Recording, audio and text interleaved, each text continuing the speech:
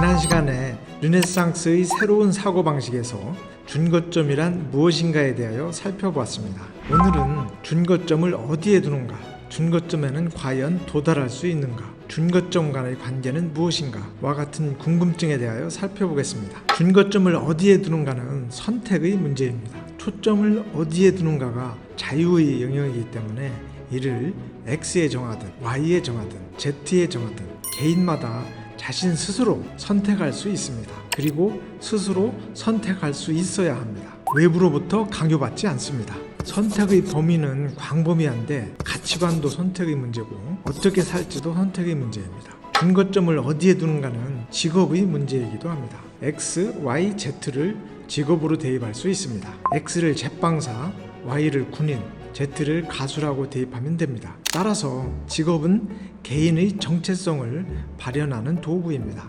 자아실현입니다. X, Y 또는 Z 중 어떤 것이 자기에게 맞는 것인지 어떻게 찾는가, 자기가 하고 싶은 것, 자기가 재미있어하는 것, 자기가 사랑하는 것들을 찾습니다.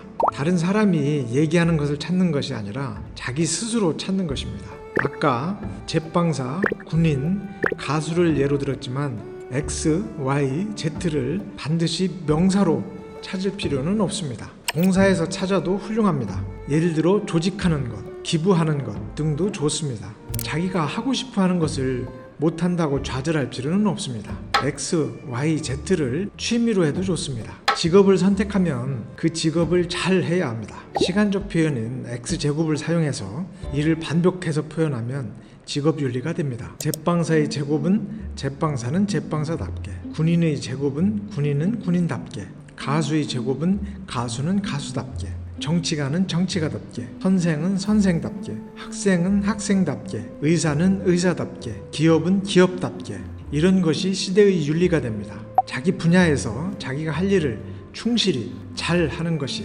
아름다운 것이 됩니다. 이것이 프로정신이자 장인정신입니다.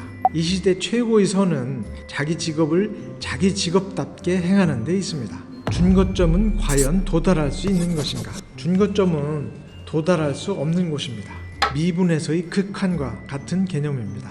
완전히 도달하지는 못하지만 점점 가까이 다가가는 것입니다.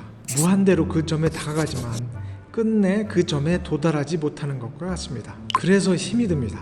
이 시대 사람들에게 힘든 것이 무엇이냐면 여기에 다가가기 위해 끊임없이 노력하는 데서 나옵니다. 성장하려고, 더 나아지려고 노력하는 데서 힘이 듭니다. 중간에서 멈추면 안주가 되어버리고 맙니다. 경지에 올라서기 위해, 정점에 올라가기 위해 끊임없이 노력합니다. 이렇게 하다 보면 어느새 일만 시간을 들이게 되고 아웃라이어가 되어 있을 것입니다. 우리는 왜 힘들죠? 대학 가기 위해 힘들죠. 그런데 대학 가는 것 자체가 준거점이 될 수 있나요? 아니죠. 지금 시대에 영감을 불러일으키는 명령설은 대개 위 세 가지에 관한 것입니다. 내 스스로 찾아라, 내가 하고 싶은 것을 해라, 끊임없이 정진해라. 이 세 가지 중 하나입니다. 여러분들 나중에 어디에서 강의 요청을 받으시면 이 세 가지 중 하나를 골라서 자기 경험을 곁들여 얘기해주면 영감을 불러일으키는 명령설이 될 것입니다.